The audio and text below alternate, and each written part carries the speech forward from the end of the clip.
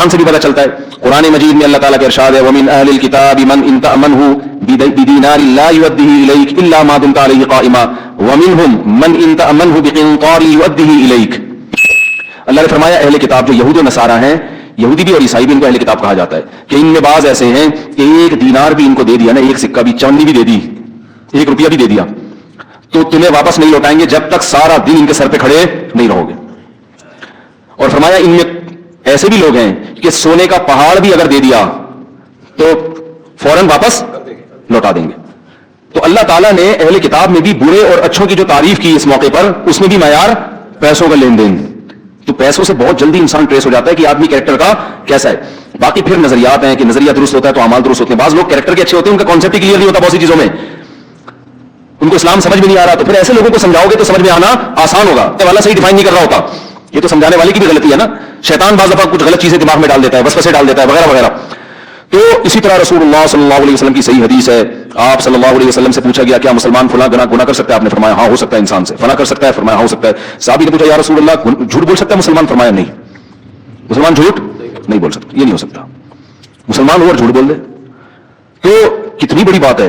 ایک مرتبہ آپ صلی اللہ علیہ وسلم لیٹے ہوئے تھے اور آپ جذبات میں آ کے بیٹھ گئے, اور آپ صلی اللہ علیہ وسلم نے فرمایا تین آدمی ایسے ہیں ثلاث لا يكلمهم الله يوم القيامة ولا ينظر إليهم ولا يزكيهم ولهم عذاب أليم. تین آدمی ایسے ہیں جن کی طرف اللہ کبھی نظر اٹھا کے قیامت میں نہیں دیکھے گا اور نہ ان کے گناہوں کو معاف کرے گا, اور ان کے لیے دردناک عذاب ہے. جب یہ آپ نے یہ الفاظ کہے نا تو حضرت ابو ذر غفاری رضی اللہ تعالیٰ عنہ بیٹھے تھے, انہوں نے عرض کیا یا رسول اللہ خابوا وخسروا من هم یا رسول اللہ, یہ تو تباہ ہو گئے, برباد ہو گئے. اتنی شدید وعید آپ ان کو سنا رہے ہیں. تین دفعہ آپ صلی اللہ علیہ وسلم نے اس کلام کو دہرایا ہے. تو آپ نے فرمایا المنان, ایک وہ شخص جو احسان کر کے جتلاتا ہے, ہر ایک کو بتاتا رہتا ہے یہ میں نے, اس کو ذلیل کرتا ہے لوگوں کے سامنے. دوسرا والمسبل ازارہ, اپنے ازار یا شلوار کو ٹخنوں سے نیچے لٹکانے والا. اور تیسرا المنفق سلعتہ بالحلف الکاذب, جھوٹی قسم کے ذریعے اپنا مال بیچتا ہو. تاجروں میں دیکھو کیسے جھوٹی قسمیں اٹھا رہے ہوتے ہیں. اللہ کی قسم, یہ جاپان کا اللہ کی قسم میں نے اس قیمت پہ لیا ہے. اب آپ کو کوئی بیچنا ہوگا نا کوئی چیز, آپ کو لگے گا یہ مہنگی ہے, تو خدا کی قسم ہم نے تو اس ریٹ پہ اٹھائی ہے, آپ کو کیسے مہنگی دیں گے؟ جھوٹی قسمیں اٹھا رہے ہوتے ہیں. کتنی بڑی شدید وعید ہے جھوٹی قسم اٹھانے پر. تو کردار کا پتہ کن چیزوں سے چلتا ہے بھائی؟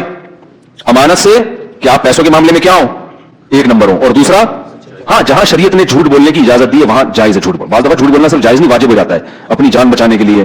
اسی طرح حدیث میں آتا ہے آپ صلی اللہ علیہ وسلم نے فرمایا لیس الکذاب الذی یکذب لیصلح بین الناس, وہ شخص جھوٹا نہیں ہے جو لوگوں میں جوڑ پیدا کرنے کے لیے جھوٹ بولتا ہے. جمہور کا مذہب تو یہ ہے کہ جھوٹ پیدا کرنے کے لیے سری جھوٹ بولنا جائز ہے.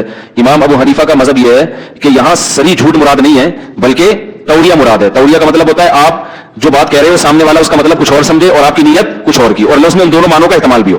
امام ابو حنیفہ کی دلیل کیا ہے کہ بھائی حدیث میں تو جھوٹ کے الفاظ ہیں, تو آپ یہ تعویل کیوں کر رہے ہو کہ سری جھوٹ مراد نہیں ہے؟ دو دلیلیں. آپ کو امام ابو حنیفہ کا جو قول ہے نا پہلی نظر میں حدیث کے خلاف لگے گا, لیکن جب آپ گہرائی میں جاؤ گے نا امام حنیفہ کبھی ایک حدیث دیکھ کے فیصلہ نہیں کرتے. وہ سب سے پہلے قرآن دیکھتے ہیں, پھر دیگر حدیث دیکھتے ہیں. تو ہم وہ کہتے ہیں قرآن میں کیا ہے, لعنت اللہ علی الکاذبین, جھوٹ بولنے والوں پر اللہ کی لعنت. تو قرآن کی آیت میں عموم ہے, قرآن نے اس سے کسی کو مستثنا نہیں کیا.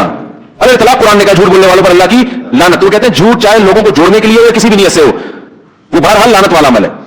اور حدیث سے پتہ چلتا ہے کہ خود حدیث میں جھوٹ جو ہے نا, کذب کا جو لفظ ہے وہ توریہ کے معنی میں کثرت سے استعمال ہوا ہے. توریہ کا مطلب ایسا لفظ جس کا سامنے والا مطلب کچھ اور سمجھے, آپ اس کا مطلب کچھ اور لو. اس معنی میں کذب کا لفظ حدیث میں استعمال ہوا ہے. جیسے ابراہیم علیہ السلام قیامت میں کہیں گے نا اللہ میں نے تو مجھ سے تو جھوٹ کا صدور ہوا ہے, میں کیسے سفارش کروں لوگوں کی.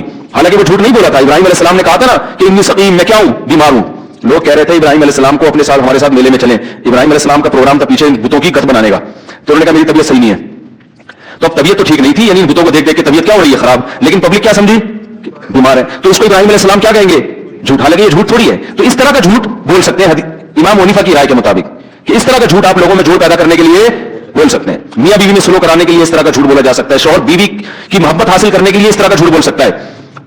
سب بتا دیں گے تو ہاتھ پاؤں بڑھا دیں گے نا, سمجھ رہے, وہ کہتے ہیں نا سب بتا دو ہاتھ پاؤں بڑھا دوں. تو ایسی گول بات جسے کہتے ہیں, تو لوگوں میں جوڑ پیدا کرنے کے لیے بھی آپ ایسی گول بات کر سکتے ہیں. وہ کچھ اور سمجھ رہا ہو, آپ اس کا مطلب کچھ اور لے رہے ہو. کیونکہ آپ بالکل کلیئر کٹ بات کرو گے نا, وسیم نے ستار تمہارے بارے میں پتا کیا گیا ہے, تم تو جتنا اس نے تمہیں سامنے کہا ہے نا اس سے پیٹ پیچھے اس سے زیادہ کہا ہے اس نے. بالکل سچ سچ پورا بھر بھر کے بتاتے ہیں لوگ لڑوانے کے لیے. تو حدیث میں اس سے ممانعت ہے بھائی, ایسی تفصیل میں ڈیٹیل میں جانے کی ضرورت نہیں ہے. گول مول ٹوپی کرا دو اس کو ہم ٹوپی کرانا کہتے ہیں اردو میں.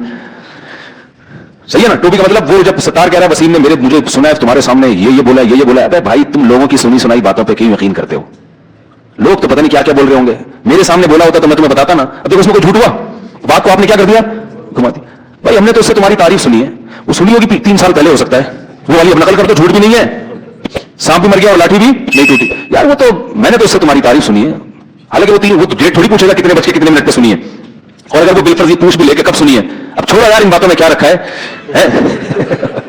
हमने तारीफ सुनी है, अब क्या तुम पुलिस की तरह इंक्वायरी कर रहे हो? और ये जो बातें की है ना उसने मेरे सामने, तो लोगों की बातें, भाई लोगों की बातों में मत आओ, अगर मेरे सामने की होती तो मैं तो बता देता। अब उसमें झूठ भी आए, हालांकि उसने किया भर भर के।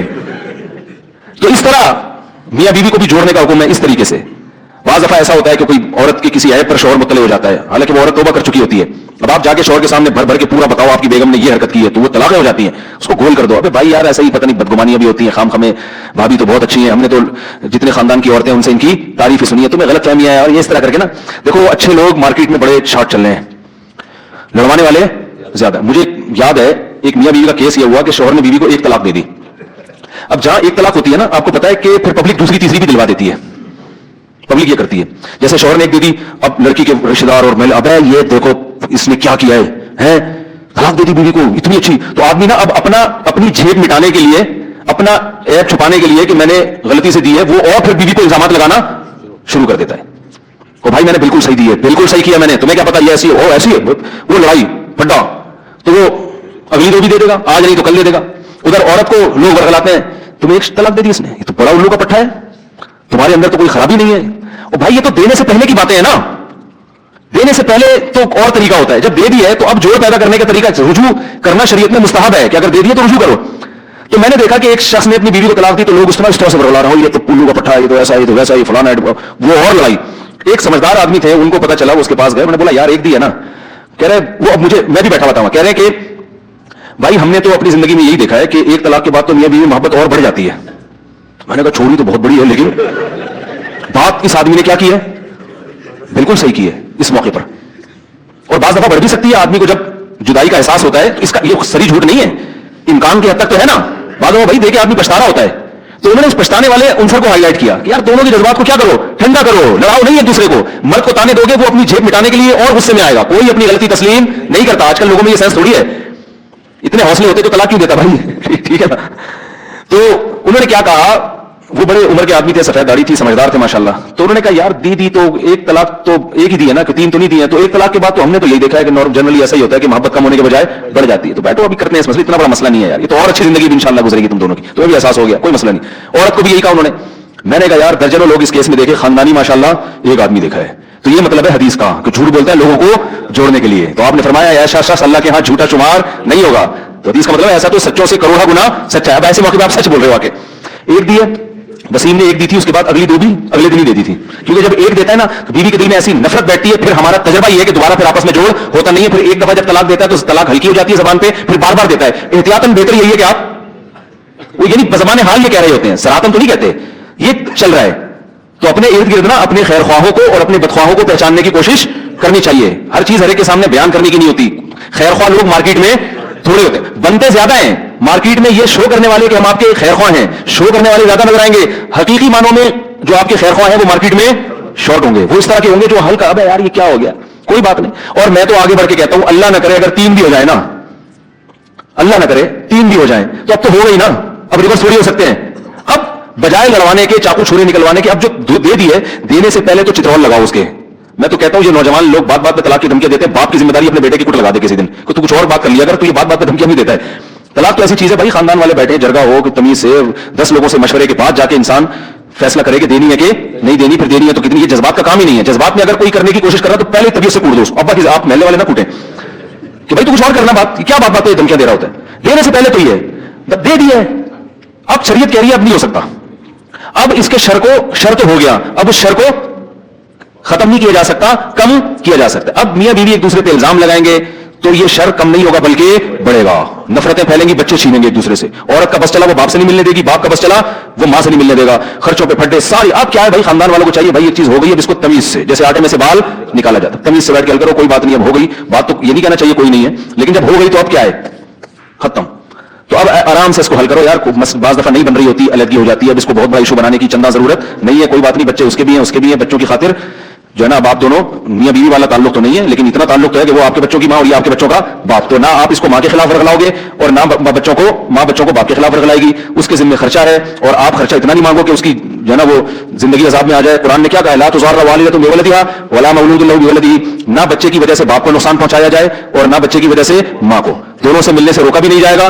اور جو شریعت کے احکام ہے بھائی, کسی کو ثالث بنا کے تمیز سے محبت سے فیصلہ کر لیتے ہیں. جن لوگوں نے بھی ایسا کیا ہے نا وہ خوش ہیں, ان کے بچے طلاق کے باوجود بہت اچھی طرح سے پلے بڑے ہیں, اور جنہوں نے ایسا نہیں کیا نا وہ عذاب میں آئے ہیں. بعض دفعہ ماں بچوں کو چھین کے لے جاتی ہے, لیکن بچے پھر یاد رکھو ماں کے بھی نہیں رہتے, کیونکہ باپ کا سایہ محروم کر دیا نا, وہ بچہ نہ باپ کرا نہ ماں کرا. اور اگر باپ لے گیا تو ماں کی ممتا سے باپ کے خلاف دل میں ان کے جذبات پیدا, ماں کے خلاف جذبات, باپ کے خلاف جذبات پیدا ہوتے ہیں ان کے دل میں.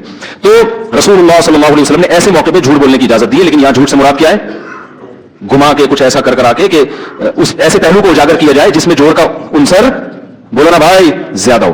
ہم پتہ ہے کیا کر رہے ہیں, الٹا کام کر رہے ہیں, ہر ایک کو لڑوا رہے ہیں, اور سچ بول کے لڑوا رہے ہوتے تو بھی گناہ ہوتا, جھوٹ بول کے لڑوا رہے ہیں. فیس بک پہ آپ دیکھ لو کیا طوفان بدتمیزی, کسی پہ فحش الزام لگا دو, کسی پہ چوری کا الزام لگا دو, کسی پہ فلاں الزام لگا دو, کسی پہ کرپشن کا لگا دو, کسی کی بیٹی کو برا بلا کہہ دو, یہ فلاں نہیں کیا, فلانا, کوئی تحقیق نہیں, جھوٹ بول بول کے لوگوں کی عزتیں اچھالی جا رہی ہیں. تو بھائی آخرت کا خوف ہوگا تو پھر معاملات حل ہوں گے. تو اللہ نے فرمایا ولا تطیع کل حلاف, جھوٹ بولنے والوں کو فالو مت کرو. تو حلاف میں نے بتایا نا, قرآن جب برائی کو ہائی لائٹ کرتا ہے تو اعلیٰ درجے کی, تو ایک تو صرف جھوٹ ہے, ایک قسم کھا کے جھوٹ ہے, تو یہ اور بڑا جھوٹا ہے نا. تو اس لیے قرآن نے کہا جو جھوٹی قسمیں اٹھاتے ہیں, جھوٹ بول کے معاشرے میں فساد پیدا کرتے ہیں, ان لوگوں کے پیچھے مت کرو, اس صفت میں ان کی اتباع مت کرو.